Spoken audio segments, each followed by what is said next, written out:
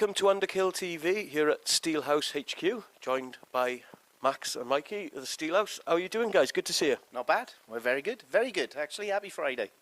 And I was a regular on you, Max. Good to see you. Yeah, I'm not speaking today. I brought brought someone to yeah, Ernie's here to do all the talking today.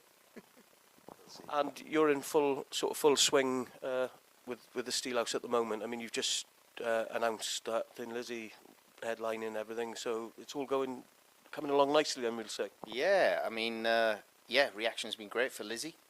Yeah. Black Rose, 40th anniversary.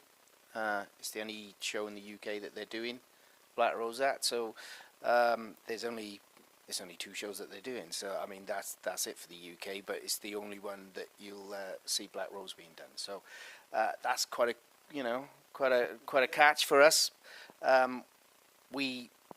We really wanted them to do that, you know. So we talked to their management and sort of pointed out the fact that it was 40 years since that classic album was released, and yeah, we kind of came to sort of an agreement whereby they would do it just with us. So yeah, we're pretty chuffed with that. As you say, they're saying like this year, a Thin Lizzy gig is quite rare nowadays, Max, isn't it? Because obviously you've got Black Star Riders who do their own thing. So to have Thin Lizzy and, as Mikey was saying, just playing like one other date in the UK, which is, you know, not a rock-based festival, it must be real honour to have them here. Absolutely, and it's those songs. That's what you know. That's what you're getting. You know, it's hearing those guys playing those songs on our mountaintop. It's going to be incredible. Oh, they're doing the Black Rose set, and then a best of. You know, the rest of the set will be best of Thin Lizzy. You know, what more could you want? Of course, it's a first outing for. Is it Uriah Heep's first time at the Steelhouse then as well? Yeah. Yeah, the Heap is the first time that we've had them, which it's I don't know why it's taking so long. It just has. It's never kind of quite worked out. They've always been one of those acts that, I mean, they're pin on for us as a classic rock festival. So yeah, we're really glad to have them. I mean, they're always a phenomenal live act. You know how they still so energetic. I mean, because you know they've put a shift in, haven't they? But I mean, Mick Box is just I don't know. He's done some deal with the devil. I think he looks absolutely fantastic, and the energy that they kind of give at a live gig is yeah, it's incredible. So yeah, it's one of those ones that have, you know, they've always been on the list. It's just never been up until now. So we're delighted that we got them finally, you know. Yeah, it is a real coup, and another coup for me is Living Colour as well. Having them play, I bet you're really pleased with that one as well. Yeah, I think for both of us, that was a band that we've probably been looking at that for the last couple of years, trying to get them. You know, massive fans of them back in the day, and they still, you know, having booked them, but also, you know, looking at footage that they've done for gigs recently, still absolutely on top form. You know, they're incredible musicians, and that back catalogue again. You know, that's what we look at when we're booking bands. It's what they bring. Can they still cut it? Which they obviously can, in spades. Actually, they are massively talented individuals. But it's the back catalogue, the performance, everything, and that's one for us. We've decided that's one that we're going to make sure that we are. We're out front. Yeah, we don't get to see a lot of bands up there, to be honest, with everything else that's going on. But that's one that we'll make sure that we're free to see them. That's one that we've identified as. I think that could be one of the potential highlights of the weekend. We just, I mean, from when we were younger lads, you know, we just Living Colour was a really big thing for us. You know, when Vivid came out, and the videos that were doing the rounds at the time, sort of on Headbangers Ball and everything else. You know, I clearly remember seeing Middleman for the first time. I absolutely do. It was like a lightning bolt moment. It's just like, what on earth? How is this so groovy but heavy? You know, that all that swagger underpinned by kind of like a really sort of driving riff was just incredible to me. And yeah, just like Max says, well, we definitely will stop, and we'll be watching that with Jules on the floor. No, it's I think one of the surprises for me, pleasantly surprised, was having Danko Jones there, because anybody who's never seen him live, what a show. Yeah, I mean, Danko, we saw when it really hit on. We knew, we knew who Danko was and the records and everything, but we saw him a few years ago at Planet Rockstock. Absolutely unbelievable. I mean, just such an engaging front man, a brilliant band, and just just grabs you by the scruff of the neck. It's that if you're in a room watching Danko Jones or a field or wherever you may be, you can't not get engaged with it. It's just he will demand your attention. So yeah, they're a phenomenal live act, and festival and where we've kind of got them, that sort of later afternoon spot, it'll be bumping. The one I'm looking forward to. Another one, again, I'm looking forward to, and they're coming back again. Is it Gun? The first time back since 2012, was it, Max? Yeah, it is. Yeah. Again, we've seen them recently, a few times recently, actually. And again, it's another one of those bands that are still really on top form. They and again, their catalogue, they really pull it. They put a good party atmosphere, great songs. The last few times we've seen them, they've been absolutely superb. Yeah, just the renaissance that they've experienced just recently. With the last album was, it went top 20, UK chart. It's like, you're back sort of firmly in amongst sort of pop acts, and it just feels like a kind of early 90s renaissance. And the last time we saw them, we've seen them just recently, and they were brilliant. So it was Rockstock again, and fantastic set at Rockstock. Just came on. It's like bam, bam, bam, bam. All those hits. Everybody's. If you got a pint in your hand watching that, it's hard. Yeah, it's hard to not spill it. Yeah, absolutely. Yeah. And obviously Friday night's all confirmed, done and dusted with another great lineup. You must be pleased to have. I know some of the bands played last year, but to have them back again this year, you must be really delighted, because they've both, like two of the bands have had fantastic 2018s, haven't they? So you must be real proud to have them headlining. Yeah. It with both it's Massive Wagons and Those Damn Crows who played last year. Well, we're only listening to what we get feedback from, people who buy tickets, and they went down an absolute storm. Both those bands last year really bought, and since then, I mean, the idea is to we're a classic rock festival, but and you have the classic rock names there. Your Heaps and Lizzies. They are stellar, big classic rock names, but we are equally all for trying to develop and helping in our own small way, the future of UK classic rock. And Massive Wagons and Those Damn Crows have both had years where they kind of left the Steelhouse stage last year and then went on and just had just a ridiculous 12 months. Massive Wagons had, and it's another UK top 20 out now. He's 16 with full Nelson. And Those Damn Crows momentum, you can almost feel it. You can see it getting bigger and bigger and bigger. Radio stations are on their side. The audience is with them. They seem to connect, like kind of Stone Broken did, with an audience where people just get it. And I think when their next album comes out, who knows? So so we just like to be involved in trying to push that as much as we can. I think it's really important that the future headliners are coming from there, and we're pleased. And besides which, both of them are killer live acts anyway. So why not have them back? And how much more is there? Is there more to come then, Max? Have you got anything else lined up? Any exclusives or anything like that? Is there anything? Well, I suppose hot off the press, we can say kind of officially now, as this will go out after the announcement, is that our Saturday headliner this year will be a return for Thunder. who are going to do a UK festival exclusive, and it's also going to be Thunder by Request, which is only the second time they've ever done that. Once, I think, in Japan, and they're going to do it for us this summer.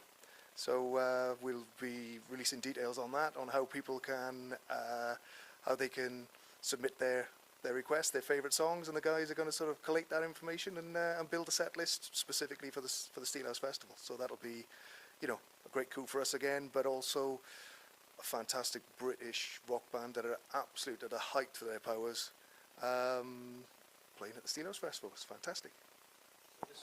By request, then I should say, Mikey, tell us a little bit more about that. How does that work then? Is it like done on an internet poll or something like that? Yeah, or? well, I mean, what we'll have is we'll have the suggestions in, and then we'll pass them on to Thunder HQ. I think that's kind of roughly the way it'll work. Well, I mean, you know, obviously there are some Thunder songs that you have to have in that set. So I think the idea being with the request stuff is that they're going to have a look at them, and I guess if there's a pattern with some, or they just quite fancy doing something that they think, oh, we hadn't really thought about that, then it'll kind of get in the set. But yeah, like Max said, they've only done it kind of once before in Japan, so it's. Yeah, it'll be a really interesting one. See if they kind of they dig a bit deep, or, you know, yeah, it's you know, we're always trying to come up with things that are, you know, within classic rock realm. Just kind of try and put a different spin on things a little bit.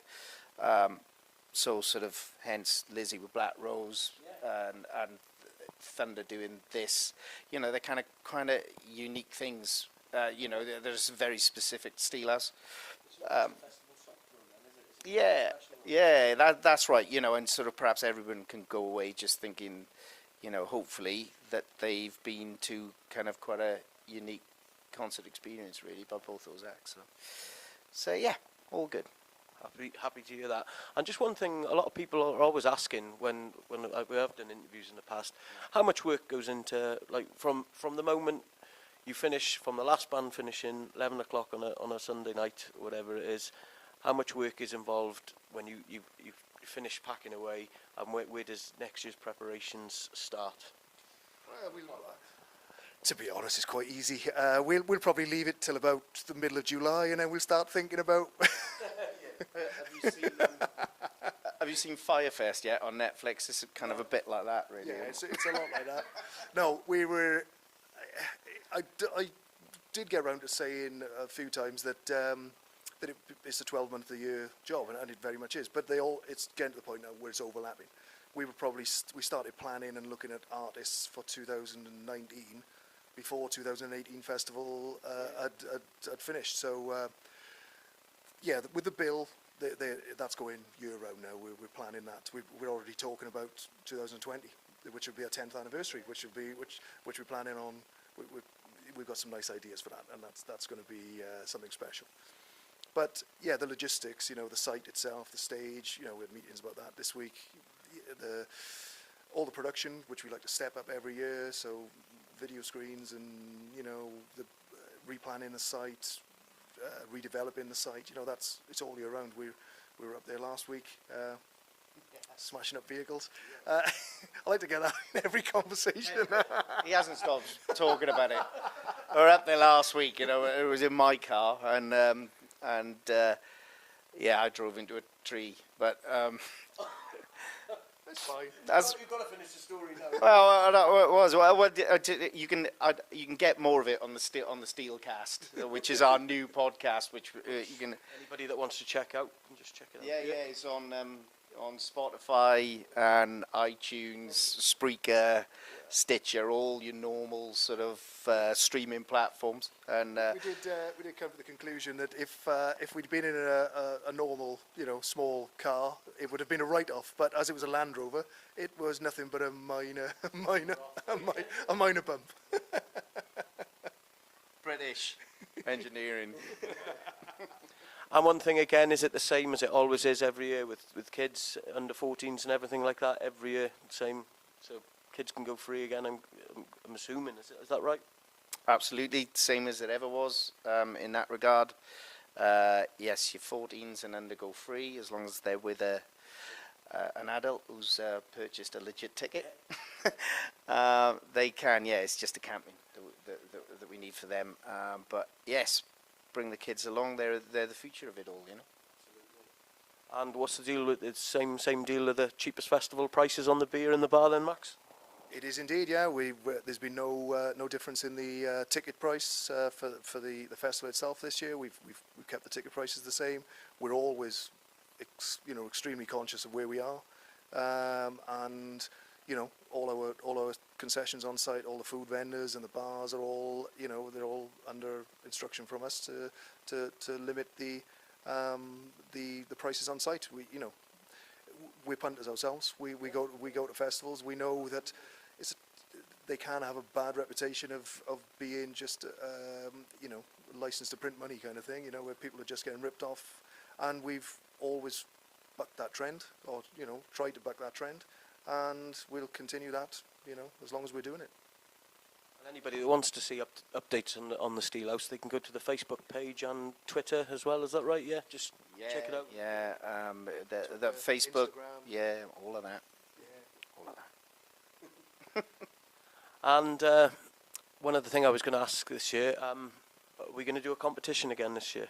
Do you want to do the honours, Max? Do you want to tell everybody what we're going to do?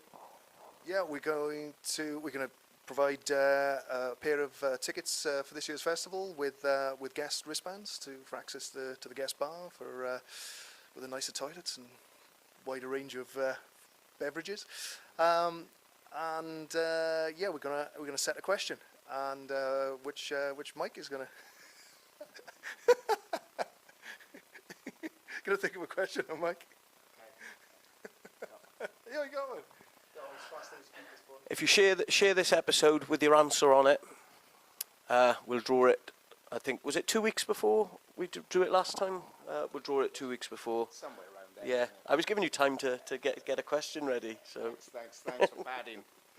so yeah, do you want to do a question, or should we just share the episode? It's up to you. That's a better idea. Yeah. So there we are. If you want to Spread the love. yeah. If you want a chance of winning a pair of guest tickets, please like and share the video on social media platforms, and I will draw that then. I think it's 2 weeks prior to it, the same as last year. And share it all out. And what with you guys? What's been? I'm looking around at all these posters, like in the HQ here. It must be. Do you have to pinch yourself sometimes when you see where it's come from and where you are now? Like from the very first. Because I think the first one, was it tribute bands on the one? Yeah, with tribute bands on the one day, and then I think the Choir Boys, wasn't it, on the That's right. on the headline on the the second day? Yeah, Choir Boys headlined the first one. You must look at it and just think, wow, we're here now with all these international worldwide acts. It must be humbling to see that, and it's all the hard work that's gone and been put into it to get where you are. Well, you kind of scratch your head and just think, crikey, we got to book another part of this for next year. No, yeah, it's great. Of course, you look at the bills and you think, oh wow, it was that's really good. I'd pay good money to see that, and it's yeah. I mean, what can you say? Yeah, all those people coming to our neck of the woods and playing for everybody has been it's great. You got to love it. You got to love what you do when you're doing this, and we certainly do. And we do pinch ourselves sometimes. Yeah, must be said. Yeah, it's good. Yeah. I think we've put all these posters up in the office partly because we're getting old, and it's hard to remember we remember who's. But the amount of times we look at these posters and say, "Oh yeah, they played in '83," or I was a bit older. Yeah. It's a great kind of the history of it so far. I say we're coming up to 10 years next year. So, but also it's a good reminder of how, because there's quite a lot of occasions where you can see some of the posters where smaller bands have played, and then they've, in a few years' time, have come back further up the bill. Temperance Movement being a great example of that. Where which year was it that they played? 2013. 13. Yeah, much further down the bill, and now they're coming back. Special guest on the Saturday under Thunder, and they are riding the crest of a wave again. We saw them last year at Download. Yeah, main stage. Main stage at Download. What a fantastic set! Quality band, great songs. Love the guy's voice. Just that, and seeing it from playing on the undercard to it's fantastic. And who knows, some of the bands that we've got this year, we've got some great bands lower down the bill this year that have got huge potential.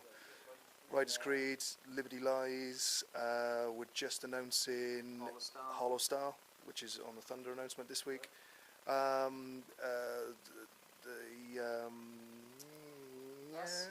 All of those. Blackwater Conspiracy, Blackwater Conspiracy, Rising Souls. Rising Souls, yeah. Who I mean, I really love. I love Dave, the singer's voice. I think there's something really special going on there. Hollow Star, another one. It just absolutely really, really good band. We do love the songs. I mean, when it comes down to kind of the earlier acts, there is obviously more choice. There's more bands out there to kind of choose from, but we do kind of think about it long and hard, and we do try and pick things that we're personally excited about.